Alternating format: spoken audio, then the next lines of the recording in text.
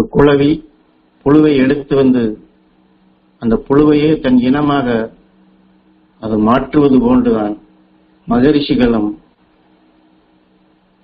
அவர்கள் எந்த மனித இனத்திலிருந்து வளர்ந்து இந்த விண்ணிலே துருவ நட்சத்திரமாக சப்தரிஷி மண்டலங்களாக வாழுகின்றார்களோ தன் இன மக்களும் தன்னை போன்றே அந்த நிலை பெற வேண்டும் என்பதற்குத்தான் சாஸ்திரங்களாக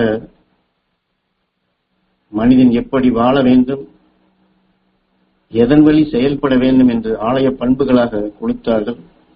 அது எல்லாம் காலத்தால் மறைந்துவிட்டது. ஆனால் இன்று நாம் விஞ்ஞான உலகில் வாழுகின்றோம். நமது ஞானகுரு அவர்கள் அனைத்தையுமே மகரிஷிகள் கண்ட அனைத்தையுமே இந்த விஞ்ஞான அறிவு நமக்குள் இருப்பதால் இந்த விஞ்ஞான அறிவு கொண்டே அந்த மெய்ஞானத்தை நமக்குள் பதிவு செய்தார்கள், போதித்தார்கள். அதில் முக்கியமானது இன்று டிவியோ மற்ற இது போன்ற சாதனங்களுக்கு ஆண்டனா என்பது எப்படி முக்கியமோ நமக்கு இந்த ஆண்டனாவாக செயல்படுவது நமது கண்கள் தான். நமது கண்களை அந்த சக்தி வாய்ந்த ஆண்டனாவாக அதை உருவாக்குவதற்குத்தான் விஞ்ஞான அறிவுப்படி அந்த ஆண்டனாவோடு சேர்ந்த சில துணை கருவிகளையும் அந்தந்த இயந்திரங்களுக்கு ஒப்ப இணைப்பார்கள். இந்த விண்ணிலே செயற்கைக்கோளை செலுத்தினாலும் அதிலேயும் ஆண்டனா இருக்கும். அதற்கொத்த கருவிகளை அதிலே பொருத்தி இருப்பார்கள். இந்த நாம் வீட்டிலே சாதாரணமாக உபயோகப்படுத்தும் டிவியோ மற்ற நிலைகள் இருந்தாலும் அதற்குள்ளும் சில ஆண்டனாக்கள் உண்டு. அதனுடன் இணைந்த கருவிகளும் உண்டு. இது போன்றுதான் நமது கருவிழி என்பது ருக்மணி என்று காரணப்பேராக வைத்தாலும் படம் பிடிக்கக்கூடிய சக்தி அதற்கு உண்டு. கண்ணிலே சேர்ந்த இன்னொரு சக்தி சத்தியபாமா, அதாவது கண்ணோடு சேர்ந்த காந்தப்புலன். நம் கண்களில் இருக்கக்கூடிய இந்த இரண்டு சக்திகளையுமே சாதாரண ஆண்டனாக்களை வைத்து அக்காலங்களில், அதாவது தொலைக்காட்சி கண்டுபிடித்த காலங்களில் எப்படி பக்கத்தில் பக்கத்தில் இருக்கக்கூடியதை இழுத்து கவர்ந்தார்களோ அதற்கு பின் சேட்டலைட் ஆண்டனா என்று எப்படி அதனை வளர்ச்சி கொண்டு வந்தார்களோ இப்பொழுது நேரடியாகவே அதற்கென்று சில இடங்களை வைத்து வயர்லெஸ் என்று கொண்டு வந்தார்களோ இதை போன்றுதான் நாம் சாதாரண மனித வாழ்க்கையிலே பதிவாக்கக்கூடிய நிலைகள் வேறு, அதை இழுத்து பேசக்கூடிய நிலைகள் வேறு. ஆனால் விண்ணில் இருக்கக்கூடிய மகரிஷிகள் ஞானிகள் துருவ நட்சத்திரம் சப்தரிஷி மண்டலத்தினுடைய அலைகளை நாம் இங்கே நினைத்தவுடன் எந்த சந்தர்ப்பத்திலும் எத்தகைய சூழ்நிலையிலும் அதை பெறுவதற்கு, அதை குரு நமக்குள் கிடைக்கும்படி செய்வதற்குத்தான் உங்கள் கண்களில் உள்ள அந்த கருமணிகளில் அந்த ஆண்டனா சக்தியை அதை கூட்டச் செய்வதற்கு உபதேச வாயிலாக பதிவு செய்கிறேன் என்று சொல்லுகின்றார்.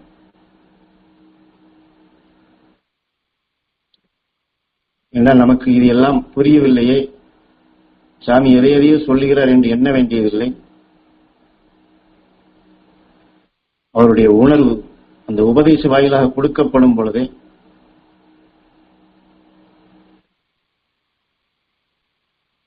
நமது கண் அத்தகைய ஆற்றல் பெற்றதுதான். எதிலே நினைவை செலுத்துகின்றோமோ இந்த கருவியை அதை பதிவாக்கும். சாமி சொல்வது புரியவில்லை, சாமி எதையோ ஆண்டனா என்று சொல்லுகின்றார், விண்ணினுடைய ஆற்றல் என்று சொல்லுகின்றார், மகரிஷியுடைய உணர்வுகளை தொட வேண்டும் என்றால் அதற்கு உங்களுக்கு சக்தி வேண்டும் என்று சொல்லுகின்றார் என்று அப்படியெல்லாம் நினைவை வேறு பக்கம் செலுத்தாது. சரி, குரு சொன்ன நிலைகளை பெறுவோம் என்று ஏங்கி அவர் சொன்ன அந்த வாக்கு உங்களுக்கு சக்தி கொடுக்கின்றேன், சாதாரண மனிதனால் தொட முடியாத அந்த மகரிஷிகளை, அவருடைய எண்ணங்களை, அவருடைய உணர்வுகளை தொடுவதற்கு உங்களுக்கு சக்தி கொடுக்கிறேன் என்பதைதான் தொட்டு காட்டுவது என்று சொல்வது. அப்படி சொல்கிறார் என்றால் அந்த உணர்வோடு நாம் அதை தியானித்தோம் என்றால் நம் கண்களுக்கு, கருவெளிகளுக்கு என்றால் நுண்ணிய நிலைகள் உள்ளே சென்றோம் என்றால் எத்தனையோ அதில் பிரிவுகள் உண்டு. அந்த நுண்ணிய நிலைகளில் தான் நாம் சாதாரணமாக நினைக்கின்றோம், கருமணிகளில் துருவ நட்சத்திரத்தின் பேரருள் பேரொளி பெற வேண்டும் என்று சாதாரணமாக நினைக்கின்றோம். ஆனால் அதற்குள் இந்த ஆற்றல்களை அவர் பதிவு செய்த அந்த உபதேச கருத்துக்களோடு எண்ணி இயங்கப்படும் பொழுது அந்த நுண்ணிய ஆற்றல்களை அந்த கருவெளி அது பெறக்கூடிய, அதை இழுக்கக்கூடிய, அதை கவரக்கூடிய, அதை உற்று நோக்கக்கூடிய, நினைத்தவுடன் அங்கே செலுத்தக்கூடிய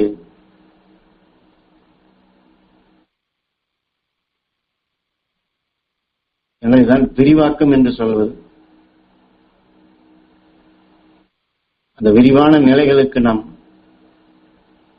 அந்த அகண்ட நிலைகள் எட்டாத தூரத்தில் இருந்தாலும் மகரிஷிகள், ஞானிகள் உடல் பற்றை விடுத்து உயிரோடு ஒன்றி உணவை ஒளியாக மாற்றி விண் சென்றிருந்தாலும் அவர்கள் தங்களுக்குள் மிக மிக சக்தி வாய்ந்த ஆற்றல்களாக விளைய வைத்திருந்தாலும் இந்த குரு உணர்வோடு நம் கண்களிலே, கருவிழிகளிலே, காந்த புலனிலே குரு சொல்லி இருக்கின்றார், குரு பதிவு செய்கின்றார். அதன் வழி நாம் கருமணிகள் அந்த துருவ நட்சத்திரத்தின் பேரருள் பேரொழியை பெறச் செய்வோம். அவர் சொன்ன அந்த சக்தியை பெறுவோம்.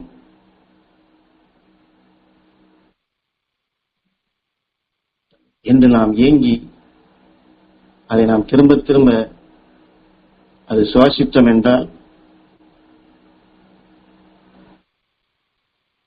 இதன் சிலிக்கன் என்று சொல்வது பதிவு.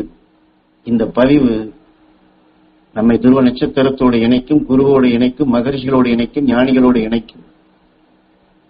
அதற்குத்தான் இந்த உபதேசம் என்ற பதிவு. அந்த பதிவு இருந்தால்தான் அதை இழுக்க முடியும், கவர முடியும். அதனால்தான் ஒரு சில இடங்களிலே மகரிஷிகளின் அருள்சக்தி பெற வேண்டும் என்று வெறுமன சொல்வதால் பலன் இல்லை என்று சொல்லிவிட்டு எப்படி அதை நினைக்க வேண்டும், எப்படி அதை உணர்வுபூர்வமாக எண்ண வேண்டும், அதை நாம் சொல்லாக சொன்னாலும் கூட எந்த உணர்வோடு சொல்ல வேண்டும் என்று அதன் சிலிகன் அந்த பதிவு. அதற்குள் இந்த சத்தை நாம் இணைத்தோம் என்றால் சொல்லாக வெளிவந்தாலும் அதற்குள் இந்த உணர்வின் ஆற்றல். இப்பொழுது நாம் சொல்லுகிறோம் அல்லவா, மற்றவர்களுக்கு நான் உதவிதான் செய்தேன், நான் ஒன்றும் தவறு செய்யவில்லை, எல்லோருக்கும் இதைத்தான் செய்தேன், ஆனால் எனக்கு ஏன் இப்படி வந்தது, எனக்கு ஏன் இப்படி தீமையானது என்றால் நம் கருமணிகளிலே அவர்களுக்கு உதவி செய்ய வேண்டும் என்ற எண்ணம் கொண்டு செயல்பட்டாலும் அவர்கள் பட்ட துயரத்தை அதை இழுத்து கவர்ந்த பின்புதான் இதை செயல்படுத்துகின்றோம். இந்த கருமணிகளிலே அது ஒட்டி விடுகின்றது. இதை போன்றுதான் நம்மை அறியாமலே நல்லது செய்ய வேண்டும் என்ற வேகத்திலே நாம், ஆர்வத்திலே நாம் செயல்பட்டாலும் நமக்கு தெரியாமலே மறைந்து இந்த சக்தி உள்ளே வந்து உதவி செய்த பலன்களை எல்லாம் மாற்றிவிட்டு எப்படி தீமை செய்யக்கூடிய, வேதனைப்படக்கூடிய, துன்பப்படக்கூடிய நிலைகளுக்கு அது அழைத்துச் செல்கின்றது. இதை போன்றுதான் நாம் எண்ணி எடுக்கக்கூடிய இந்த துருவ நட்சத்திரத்தினுடைய உணர்வுகள் நம்மை அறியாதபடியே, நமக்கு தெரியாதபடியே மூன்றாவது வகுப்பு படித்த ஞானகுருவுடைய நினைவாற்றல் எப்படி விண்ணுக்கு சென்றதோ, துருவ நட்சத்திரத்தோடு தொடர்பு கொண்டதோ, 2000 சூரிய குடும்பங்களையும் தொடர்பு கொண்டதோ, அதில் இருக்கக்கூடிய அங்கு வாழக்கூடிய மனிதர்களையும் அவர்கள் விஞ்ஞானத்தில் வளர்ச்சி பெற்றிருக்கின்றார்களா, எந்த நிலையில் இருக்கின்றார்கள் என்பதை ஞானகுரு எப்படி இந்த உடலுடன் வாழும் பொழுதே இதையெல்லாம் கண்டாரோ அதை போன்ற ஆற்றல்களை நாமும் பெற முடியும். அதனால்தான் ஒரு குளவி புழுவை தன் இனமாக குளவியாக மாற்றுவது போன்றுதான் மகரிஷிகளும் அவர்கள் பெற்ற விண்ணினுடைய ஆற்றலை இந்த விண்ணுலக ஆற்றலை, விண்ணினுடைய ஆற்றலை நாம் பெறுவதற்குத்தான் இந்த கருமணிகளிலே இந்த தகுதியை ஏற்படுத்துகின்றார்கள். நம் கருமணிகளிலே இந்த ஆண்டனா சக்தியை நாம் பெற்றோம் என்றால் அந்த நுண்ணிய அலைகளை கண்ணிமைக்கும் நேரத்தில் நம்மால் எடுக்க முடியும். இதுதான் மந்திரம் சொல்வதற்கும் நமது குரு இந்த உணர்வுடன் கூடிய தியானமாக எடுத்துச் சொல்வதற்கு உண்டான வித்தியாசம் என்று ஈஸ்வர பற்றி படித்தான் அவருக்கு உணர்த்தி, நீ மந்திரம் சொல்ல வேண்டும் என்றால் அதற்கு காலதாமதமாகும்.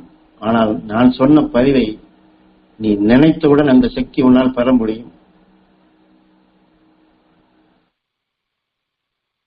அந்த நினைத்தவுடன், என்றால் மனிதனுடைய எண்ணத்திற்கு அவ்வளவு பெரிய சக்தி, அவ்வளவு வேகம் உண்டு.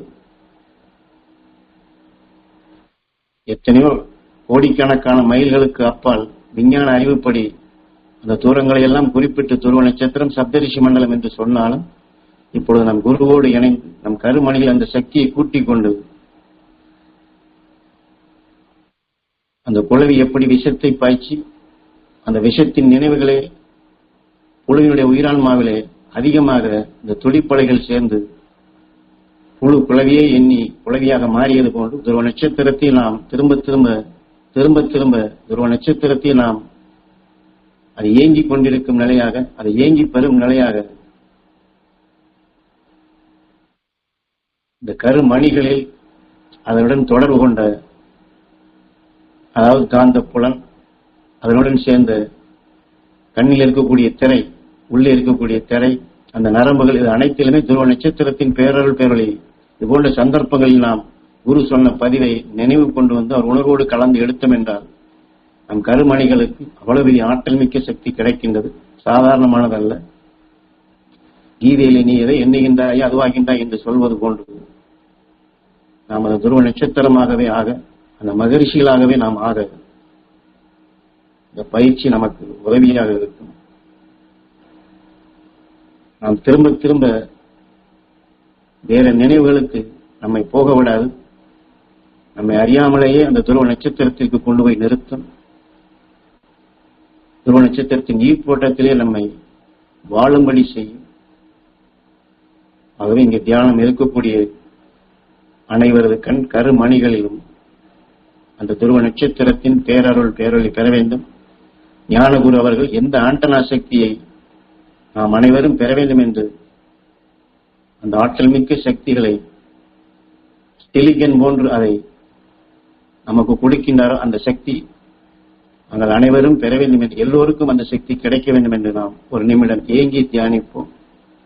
நம் கருமணிகளிலே துருவ நட்சத்திரத்தையும் ஞானகுருவையும் மகரிஷிகளையும் எண்ணி அந்த விண்ணினுடைய ஆற்றலை அவர்கள் எப்படி பெற்றார்களோ, என்னால் விண்ணினுடைய ஆற்றல் என்றால் இங்கே துருவ நட்சத்திரம் மட்டுமல்ல, 2000 சூரிய குடும்பமும் அதற்கு தாண்டியும் அப்பால் அவர்களை நினைவில் செல்றது. அதன் வழிதான் அவர்கள் இந்த உடல் பெறும் உணர்வுகளை மாற்றி அவருடைய இருப்பிடமாக துருவ நட்சத்திரமாக சப்தரிஷி மண்டலங்களாக அமைத்து அதன் வழி அகண்ட அண்டத்தையும் தொடர்பு கொண்டு அவர்கள் வாழ்கின்றார்கள். அவர்கள் எந்த விண்ணுலக ஆற்றலை பெற்றார்களோ அந்த எல்லையை,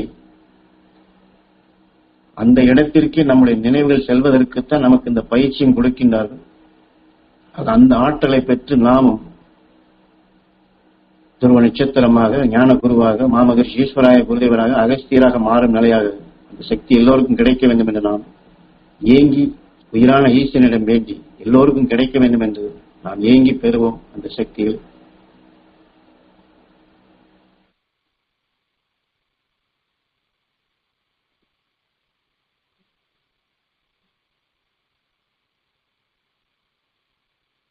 எல்லாம் நமது குரு கொடுப்பது அனைத்துமே வாக்கு, சொல்லுதான். ஆனால் வெறும் சொல்லல்ல, வாக்கு. வாக்கு என்றாலும் அந்த வாக்கிற்குள் மறைந்துள்ள சூட்சுமங்கள், ஆற்றல்கள் சாதாரணமானதல்ல. அதான் அவரை எண்ணி அதை பெற வேண்டும் என்று ஏங்கினாலே போதுமானது.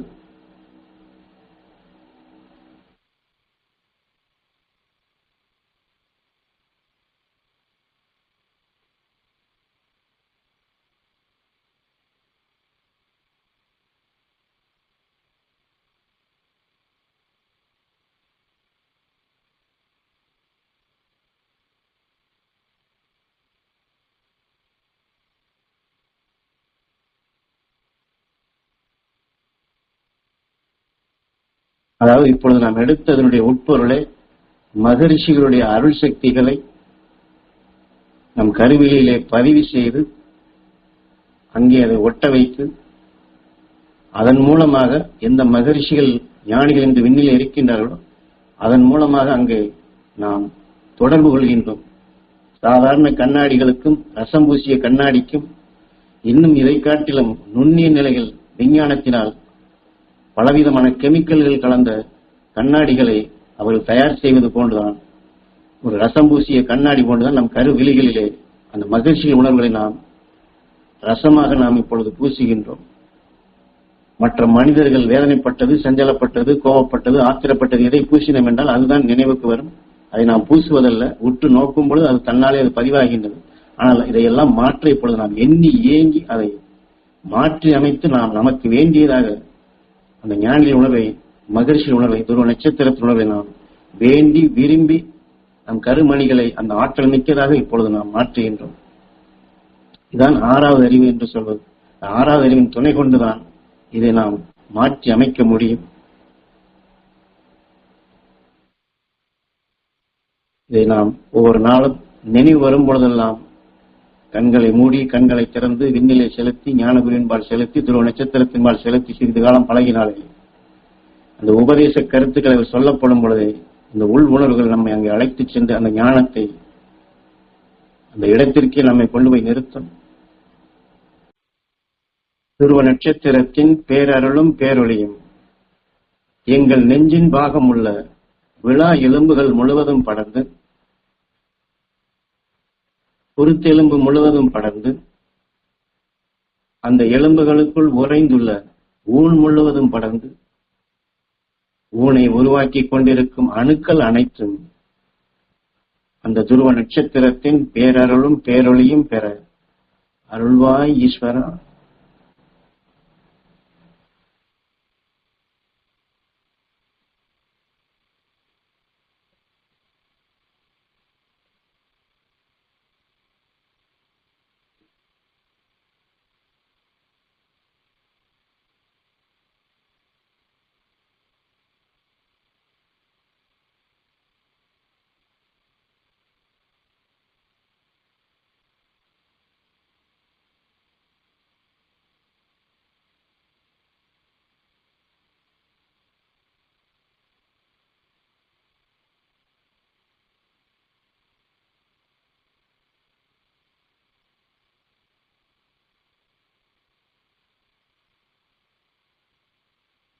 நம் கண்களில் உள்ள கருமணிகளுக்கும் அதனுடன் சேர்ந்த காந்தப்புலனுக்கும்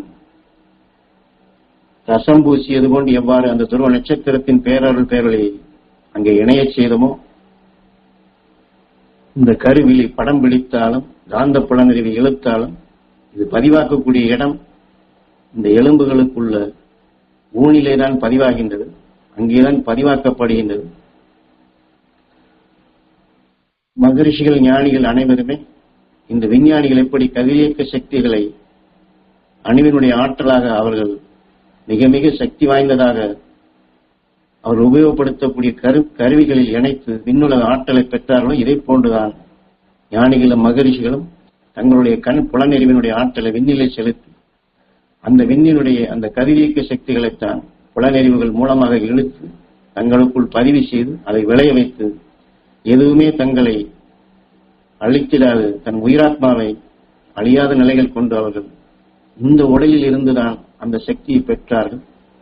அவர்கள் பெற்ற அந்த கதிரியக்க சக்திகளை, அந்த மகரிஷிகளின் ஆற்றல் மிக்க சக்திகளை, துருவ நட்சத்திரத்தின் ஆற்றல் மிக்க சக்திகளை அதை நம் எலும்புகளுக்குள் உள்ள அந்த ஊனிலே நாம், என்றால் இந்த ஊன் என்று சொன்னால் ஒரு நிலம், அதில் இருக்கக்கூடிய மண், அந்த மண்ணினுடைய வளம் இருந்தால் அதிலே அந்த மண்ணின் வளத்திற்கொப்ப வித்துகளை நாம் விதைத்து அறுவடை செய்து மகசூல் எடுப்பது போன்று அந்த மகரிஷி ஞானிகள் உணர்வை அதை நமக்குள் மகசூலாக்க வேண்டும் என்றால் நமது ஊனை, அதாவது இந்த நிலத்தை நமக்குள் பதிவாக்கக்கூடிய அந்த இடங்களையும் அந்த ஊனையும் நாம் அந்த சக்திகளை பெறச் செய்ய வேண்டும்.